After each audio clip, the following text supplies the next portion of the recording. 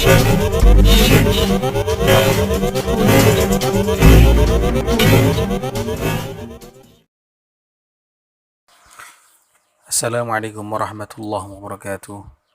Hamdan wa syukran lillah, salatan wa salaman ala rasulillah, la hawla wa la quwata illa billah, amma ba'du.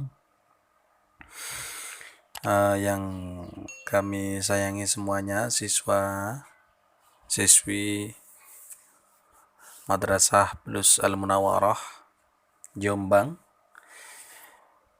Pada kesempatan ini home learning, kita melanjutkan materi yaitu tentang surat Al-Syams yang akan kita bahas, surat Asy-Syams nanti ya.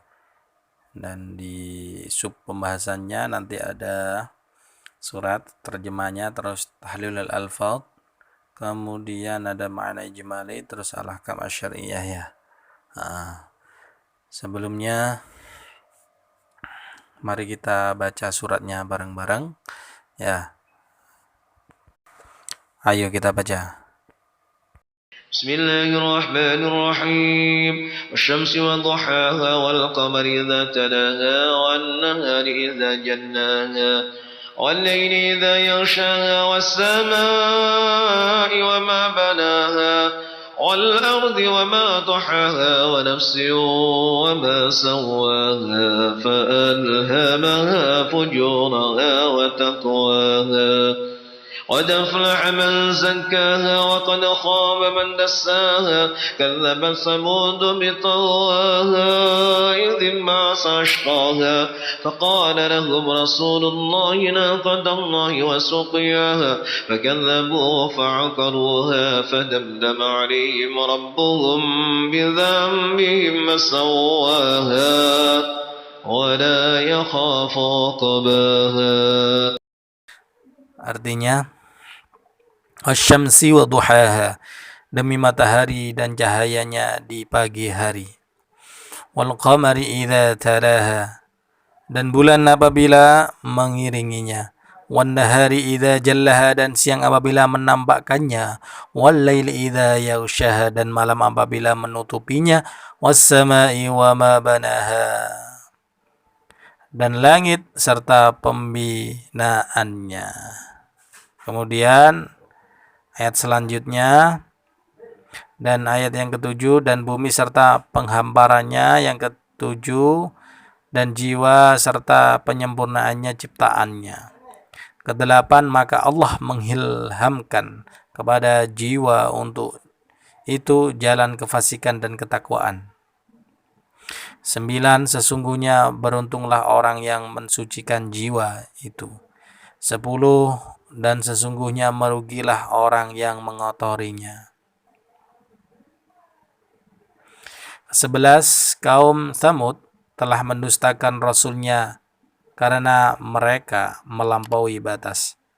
12, ketika bangkit orang yang paling celaka di antara mereka. 13, lalu Rasul Allah Saleh berkata kepada mereka, biarkanlah unta betina Allah dan meminumnya. 14, lalu mereka mendustakan dan menyembelih unta itu, maka Tuhan mereka membinasakan mereka disebabkan dosa mereka. Lalu Allah menyamaratakan mereka dengan tanah. Kemudian yang ke-15, dan Allah tidak takut terhadap akibat tindakannya. Kemudian masuk ke pembahasan, sub pembahasan tahlilul alfaz. Ya, tahlilul alfaz. Wasyamsi wa duhaha. Maksud dari lafaz wa duhaha adalah cahaya matahari. Cahaya matahari.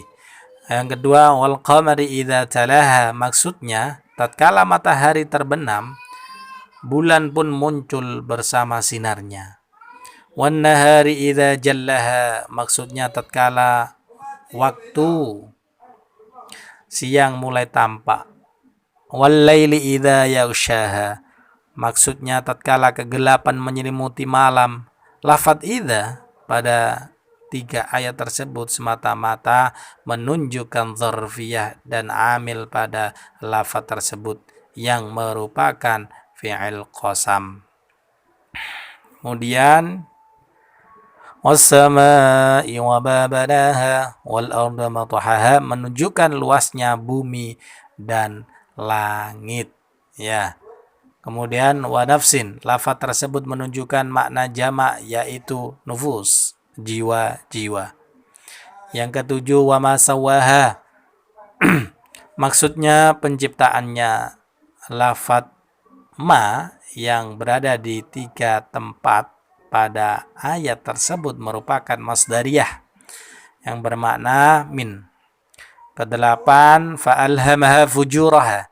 Maksudnya bahwa jiwa mempunyai 2 jalan, yaitu kebaikan dan kejelekan. Yang 9, qad aflaha. Lam pada lafaz qad dibuang karena panjangnya kalam atau ucapan. Man zakkaha maksudnya mensucikan dari dosa. Kemudian yang ke-11, wa qad khaba. Lafaz tersebut bermakna khasir, merugi. Kemudian yang ke-12, man dassaha maksudnya orang yang menyamarkannya dengan maksiat. Asal lafaz dassaha adalah dasasaha, ya. Ini masuk ke ilmu i'lal, ya. Sin yang kedua dari lafaz tersebut diganti dengan alif untuk memudahkan membaca. Dan nama orang ini adalah Kidar. Kemudian yang 13 ada kadzabat Samudu. Maksudnya bahwasanya kaum Samud mendustakan Rasul mereka, yaitu Nabi Saleh. Ya, Nabi Saleh ini tentang kaumnya Nabi Saleh, kaum Samud. Kemudian yang 14 bitawah, huruf ba pada lafaz tersebut adalah sababiyah yang maksudnya adalah sebab kefasikannya. Jadi ba'atha bermakna asra'a, mempercepat. Ashqaha yaitu orang yang paling celaka dari kaum Samud bernama Kidar, yang telah membunuh unta tersebut atas kesepakatan kaum Samud, ya. Kemudian yang ke-17 ada faqala lahum Rasulullah. Rasul yang dimaksud ialah Nabi Saleh. Naqatullah. Lafaz tersebut menyimpan lafaz yang bermakna biarkanlah atau tinggalkanlah, maksudnya biarkanlah unta betina Allah tersebut. Wasuqiha maksudnya waktu minumnya unta yang telah disepakati. Pada masa itu unta memiliki waktu tersendiri untuk minum, begitu juga kaum Samud. Ya, ada waktu sendiri-sendiri, tapi atas kesepakatannya konvensinya kaum Samud, ya, yang ini ceritanya sama Kidar tadi, ya, biadab itu, disembelih ontanya itu, biar nggak ada ganti-gantian minum. Kemudian ada fakadzabuhu, maksudnya kaum Samud mendustakan kerasulan Nabi Saleh yang menjadi salah satu penyebab turunnya azab terhadap mereka. Nomor 21, waqaruha, maksudnya kaum Samud membunuh unta tersebut supaya mereka bebas untuk meminum air yang ada di perkampungan mereka, yaitu yang sebelumnya sudah kita jelaskan, ya. Kemudian nomor 22, fadamdama, maksudnya Allah membinasakan kaum Samud. 23, alaihim rabbuhum, maksudnya Allah menimpakan azab terhadap kaum Samud.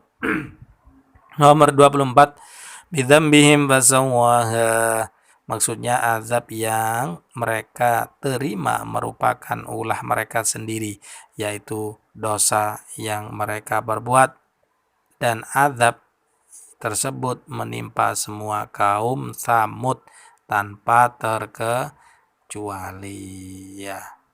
Kemudian wala, lanya itu adalah la nafi, bukan la nahi, ya, bukan la larangan, la nafi, tidak, itu artinya. 26 ya khafu, maksudnya Allah tidak takut atau tidak segan-segan untuk menurunkan azab. Uqabaha, yaitu siksa atau azab yang menimpa mereka. Kemudian kita masuk ke subbab, yaitu masuk ke al-ma'na al-ijmali. Ya, apa itu makna ijmali? Ya, makna secara global dari surat Asy-Syamsi tadi yang kita bahas. Surat ini menceritakan tentang kehancuran kaum Tsamud karena kedurhakaan mereka terhadap Allah, serta penegasan bahwa hal ini adalah mudah bagi Allah sebagaimana menciptakan segala sesuatu yang terhampar luas di jagat raya, siang dan malam, panas dan hujan, ya, dan sebagainya, sebagaimana tertera dalam sumpahnya. Dan Allah pun memberi kebebasan kepada manusia untuk memilih jalan hidup berupa ketakwaan dan kekafiran. Ya, serah, pilih hidup di ketakwaan atau kekafiran. Kalau kekafiran nanti ya hadiahnya ya masuk neraka. Kalau ketakwaan ya menikmati surganya Allah itu. Kemudian masuk ke al-ahkam asy-syar'iyyah, hukum-hukum syariat yang terkandung dalam surat Asy-Syamsi itu apa? 1.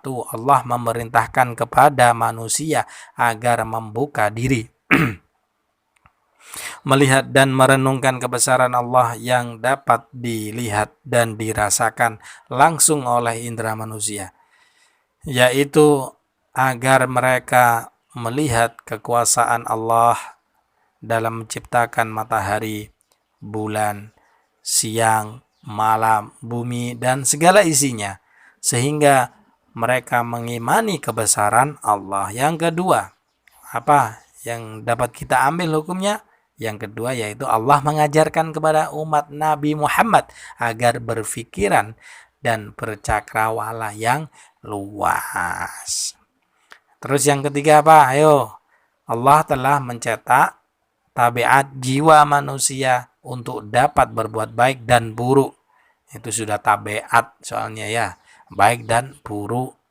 Maka bahagialah orang yang mensucikan hatinya, dan akan celaka orang yang mengotorinya dengan perbuatan dosa dan maksiat. Kemudian yang keempat, kehancuran akan ditimpakan kepada orang-orang yang mengingkari kebenaran dan kebesaran Allah, sehingga yang telah menimpa kaum Tsamud, sebagaimana yang telah menimpa kaum Tsamud. Ya, dari penjelasan ini, jika ada kekurangan, mohon maaf. Ya, ini tugasnya, yaitu nanti kita tuliskan di lampiran sendiri ya. Kemudian cukup tetaplah belajar di rumah, ngaji di bulan Ramadan ini. Semuanya tetap semangat untuk belajar. Cukup sekian, marilah kita baca kafaratul majelis. Subhanakallahumma wa bihamdika asyhadu an la ilaha illa anta astaghfiruka wa atubu ilaik. Akhirul kalam wa lafu minkum. Wassalamualaikum warahmatullahi wabarakatuh.